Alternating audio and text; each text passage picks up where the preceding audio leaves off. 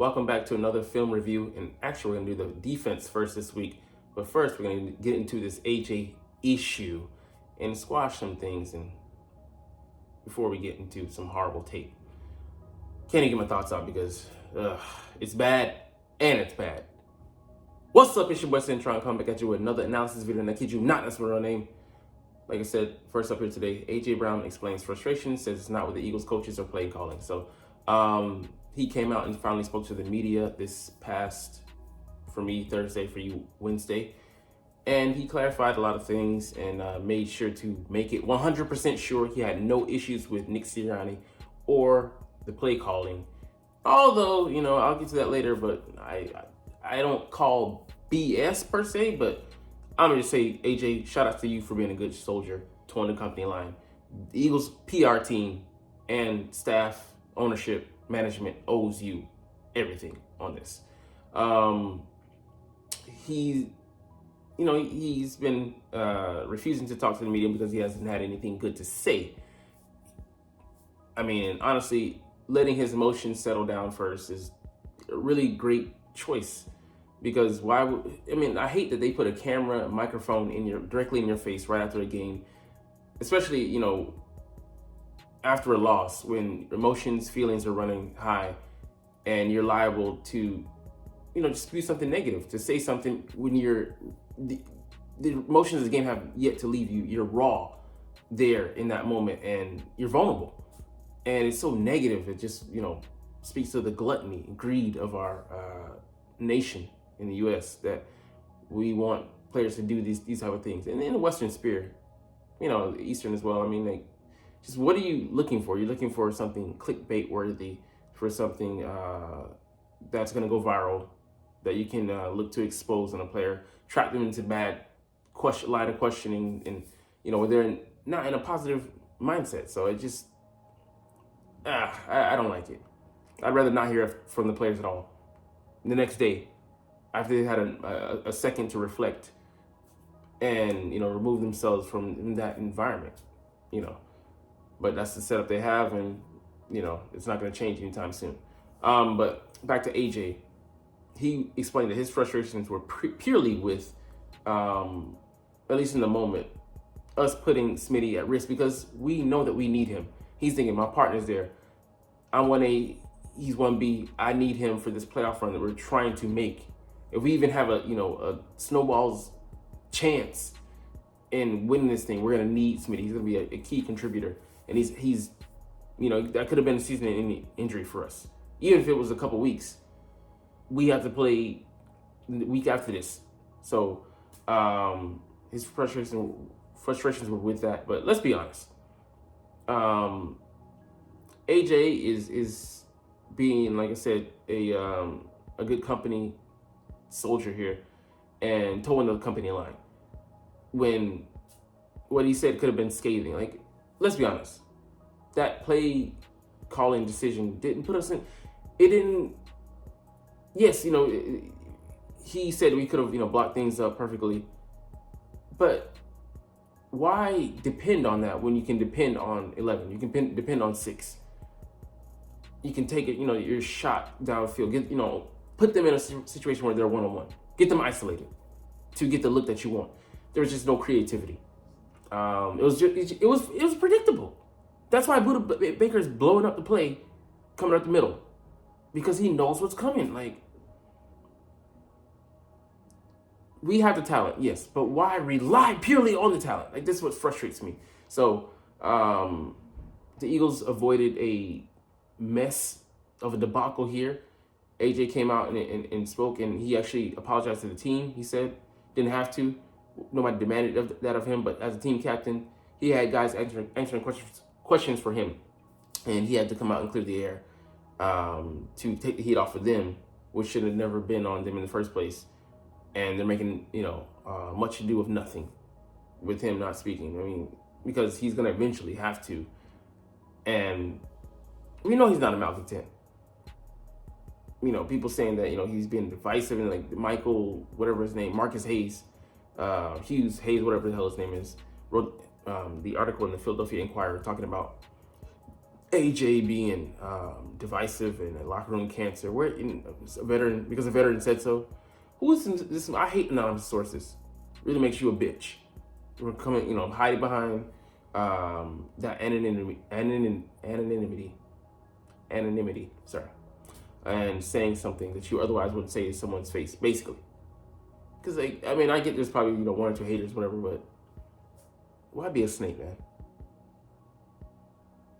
There's not a franchise out there that has a snake, because it's a bad symbol. Anyways, let's move on to the article. We got a lot of other bad things to go through here. Film review: the worst game on defense I've ever studied. So, let's get into it. Yeah, one of the worst games in the last 20 years that we've witnessed, and top 5 worst games played by defense out there. Just epic collapse and failure. We were up 21-6 at halftime, and we've given up double-digit leads a handful of times or more this season. It's just been bad, but it definitely was tough to watch. Avonte Maddox being out there, I don't know why they made him the sole proprietor of the nickel position. He should have been eased back in, and he came away, lame with an elbow injury. We find out now, but just was a dumb decision. And Brad Roby's inactive. You couldn't even put him out on the field if you wanted to. But yeah, he overreacted. The linebacker overreacted. Play action here. Just look like him and the linebacker are both. Everybody gets sucked up. 1, 2, 3 players. They actually have 2 people open. So what in the hell were you looking at? Like, I get maybe your linebackers, and then maybe your safety cover. You all can't be doing the same thing. It's just bad. We're just a bad unit. Fundamentals. Not trusting what your the film study, bad there. But we all can't gamble. Rock, paper, scissors, and you go, I stay, or something. It was just all around bad. So that's the secondary level. That's back end and the middle playing badly there. And just, I think when I saw that play, I had a bad omen. I'm like, this game is not going to go over well for us. And wasn't thinking maybe strict on defense, but defense is connected to offense, because if you can't get off the field, they can continue to bleed the clock, go on long, draining drives, sustained drives, and that just kills. It has a bad effect on the offense. It puts a lot of pressure on them to make the most of their time, which credit to the Eagles' offense for the most part they did, and scoring in minute amounts of time, but just horrible. Yeah, this thing has been going, I abhor the cushion that we give up, 10 yards of cushion. And I think it's when it carries over from Jonathan Gannon to Sean Desai to Matt Patricia continuing on it, even though he's had a short stint here, it pushes me to believe that it's either the identity of the offensive head coach and Nick Sirianni, or it's management saying that this is what the strategy that we're going to employ. This is the philosophy that we're going to roll with. No explosive plays, limiting them. We're going to put an onus on that, but at what cost? Because it looks like the defense is out there playing scared. We're not going to get beat over the top, so we'll just let you nickel and dime and cut us and bleed down the fucking field. I don't give if you see how ashy I am. It just makes a point. Death by a fucking 1,000 paper cuts. Just look at it here. Look at, neither of them are in position to make a play on the ball. The receiver just can run. Look at this. They both run short routes to take advantage of the spacing. Why would you do anything else? You're giving it to me. And the DB is not in a position to make a play. He's forced to be passive, reactive, purely reactive in that position. That's not a good defense. 3rd and 6, 10 yards of cushion by Blankenship. And emotion confuses Maddox and Morrow. Like I said, you can't have, Stooge A and Stooge B both following. One idiot has to stay home at least. But you see here, they both follow the motion man, so it leaves nobody in the middle of the field there. And Blankenship is already off. So it's not even really a route. He just turns around, looks for the ball, and catches it, gets an automatic 10 yards. That's on 3rd and 6. That's atrocious. Coaching, but and also coaching. They're confused, but also playing off of that distance. Why are you concerned with that guy beating you for it? He's supposed to play. He doesn't run a blazing 40. So it's confusing. Yeah, Jordan Davis, you drafted him to stop the run. He can't do that, but it's conditioning. Baldy called it out. He's got to be getting fined every week because he's overweight. And, it is what it is. I don't think he should be that worn down at this point. He's had a chance to recover from early in the season, but, I think it's just he still hasn't acclimated to the NFL and in that his body's still used to 12 or 13 game seasons. And the season is over, or it's about to end, if you're going to the national championship. But, we need you to play beyond that, Mr. Davis. He looked at being in great shape, but he just is worn down. So he's got to drop some pounds or get on some kind of phenomenal stamina-upping program, because we can't have him just crashing out in the midst of the season. It's like, oh, okay, I'll just push the ejector button. Nah, we need you, bro. Josh Sweat is charging upfield. Shaq Leonard can't shit a block. Taken out by a tight end. It's insane here. So look at Jordan Davis. He doesn't get any push. He's just there, bro. And then you look at Shaq. He can't get off that block to go ahead and make that play. And then when he does, it's Reed Blankenship. Let's look at it here. I get it. He's coming across, he's scraping across, but he can no longer do those things at a high level. Reed has to fish through. He isn't able to make tackles. His center of balance is all off, and James plays with that. He's an excellent zone runner. I wish we had a back of his caliber at his size. I'm forgetting we got Rashad Penny on reserve, just sitting there. He actually dressed for this game but didn't play a fucking snap. Ridiculous. All right, another 3rd down conversion here. It's funny watching this game. I had zero confidence that we're going to stop the Cardinals at all on any 3rd down. When we did, I was pleasantly surprised, and then shocked back to reality when we didn't stop them on the ensuing couple of plays or later on the next drive. You flash 2 or 3 times, it's not enough. We need you to be consistent, please. But yes, Hassan Reddick's our best pass rusher, but on 23% of the snaps in this game, we had him dropping back. 3rd and 8. Like you said, get somebody else to do it. You blitz Morrow on the edge and then Reddick up the middle.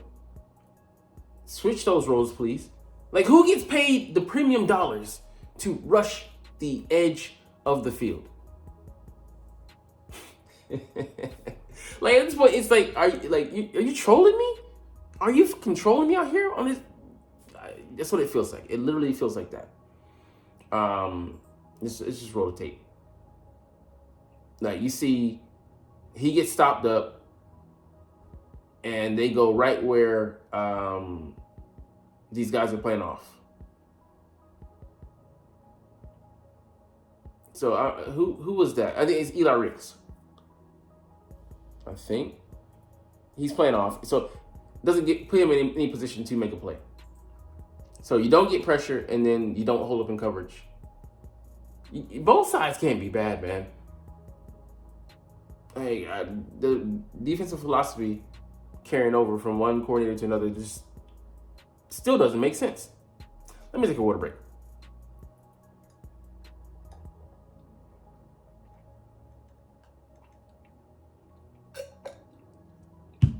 Okay, just finished the water, God damn it. Like I said, 23% of the snaps, he was dropping into coverage. And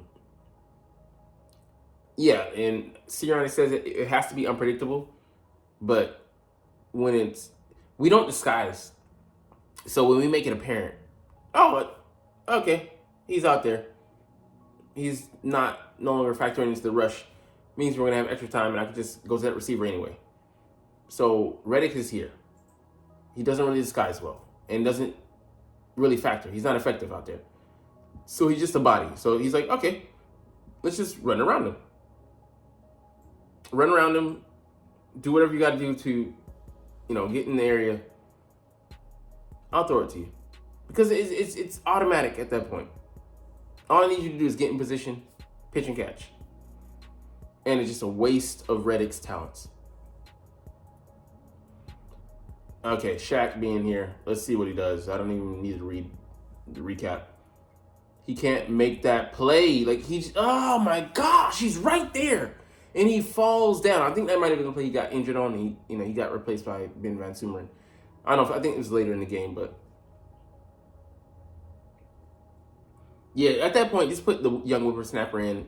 At least he can just give him one responsibility. Okay, this is your gap. Shoot it and go. Or if it's on a passing play, you think it's a passing play, guys around him alert him. Just have him guess. That's better than what Shaq is doing. We'll see another play that's just horrible, but oh man. And then Jalen Carter here, we see that he gets moved because he doesn't anchor there. Like, he has he's pad level. He's turned to the side like this. It's too easy to do it. A lighter Kelsey, 6'3", 290 to 300, does to the Giants D tackle. Forgetting his name, but yeah, he's like 330. Dexter Lawrence, and he's able to matrix him. You're like, huh? Leverage. All right, a pick six by Sidney Brown. Receivers, you can see they actually had, I think, maybe two guys open on this side. Open. And yeah, he was open as well. Was he open as well on that route that he actually ran? Yeah, he was open. So Kyler throws it to him. But shout outs to Brown for making a play. It's awful, god awful that we weren't able to take advantage of this and to go on to score more points, to build a lead. It was so bad that I'm like, bruh, you scored. I wish you hadn't, because I would have gave our offense a chance to actually get back out there. Because I think they drove back out there and either had a scoring drive or I think they might have gone in the halftime, but they were still moving the ball a little bit. Not a little bit. They were moving the ball. And I saw this. Moro Jomo, he flashed for me 2 times. Here he is. He was knifing through and getting in there in the run game. I'm like, if he is more effective than the veterans or the other rookies playing, you play him. And we play him because we don't have a choice, but I know we hate playing rookies, but it should take your ego out of it. I don't give a fuck. If the guy is better, play his ass.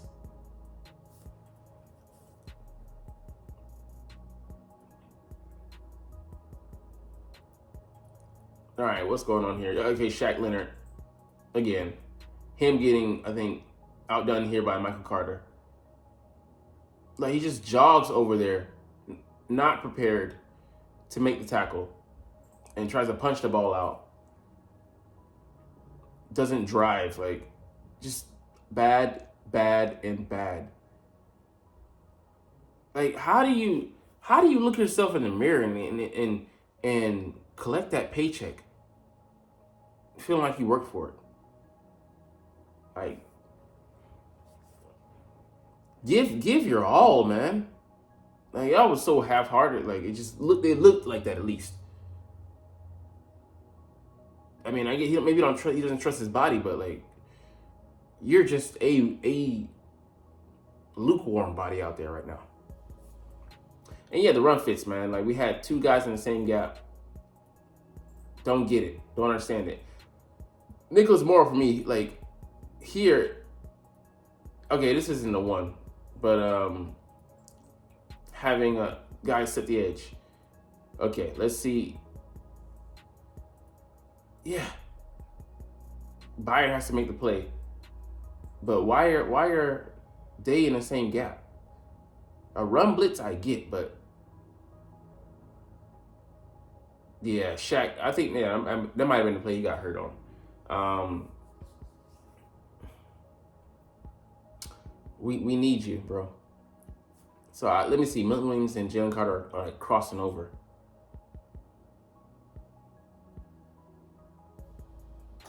Wow. Okay. Yeah. That's just. I don't understand that either. Next play. This is just bad, man. All around bad. Let's see. Yeah. 1-on-1s. You're not able to beat Josh Sweat. That actually gets there. Is not able to get Kyler down. Gets around the horn. Gets there. Kyler steps up, but shrugs him off. Milton Williams gets to him and pushes him finally, but he doesn't win. Jordan Davis doesn't win. Look at them both here, losing. I mean, they both had a chance. They get a stronger push. Destroy pocket from the beginning. Like, I don't get what kind of effort they were giving, but yeah, they just summed the game all up. Not enough. All right, James Bradbury blitzes here. Yeah, Keely Ringo is not able to hold up in coverage. He just doesn't move his feet at all. Like, look at him here. You don't see foot movement. I can't even say it. Foot movement until it's like the ball's in the air. Like, you're trying. He's so scared of like the outside route that he just lets him completely have the inside. Lets him cross his face way too easily. Like, at least get your body on him or something. Like, you're trailing like you have all the real estate in the world. Like, where do you think he's going? Eli Ricks had a similar snap, and the way he played it, undercut the route. Excellent. You let somebody cross your face, you got to be in trail and in position to make a play on the ball. All right. Don't even know. Yeah, look at this confusion. How many people are shuffling before the snap? Like, I can't even go back and count how many because there's so many. 1, 2, 3, 4, 5, 6, 7, 8. Like, almost everybody. Like, just what clown show is this, man? This like, shout out to them for going through this. Yeah, this just felt like this was hopeless. A fruitless endeavor.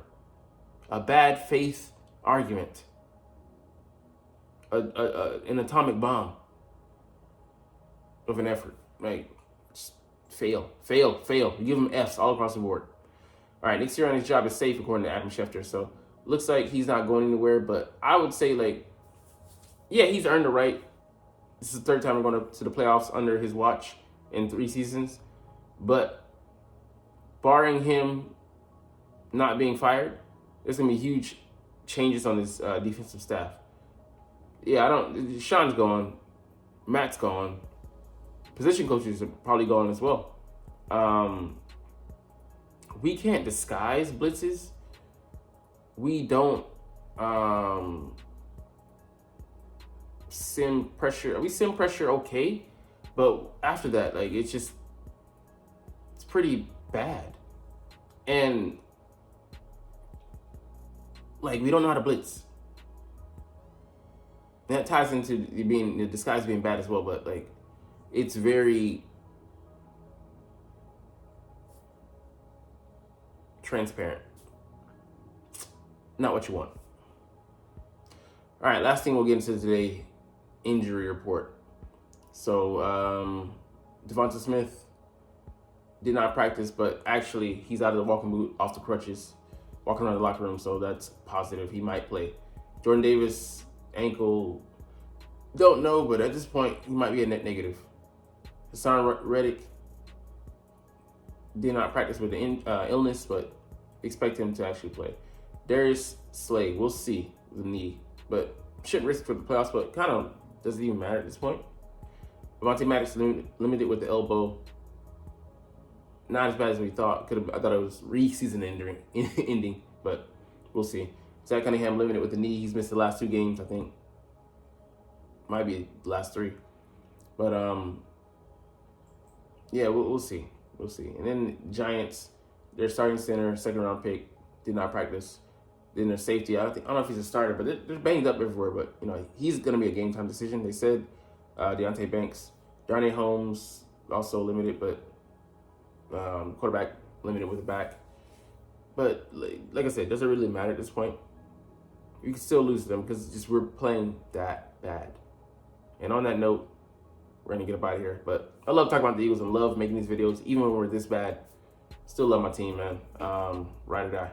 But anyways, like I said, we're going to chunk the deuces. But as always, it's fly, Eagles, fly, and let's motherfucking go. Like, comment, share, subscribe. Thanks for watching.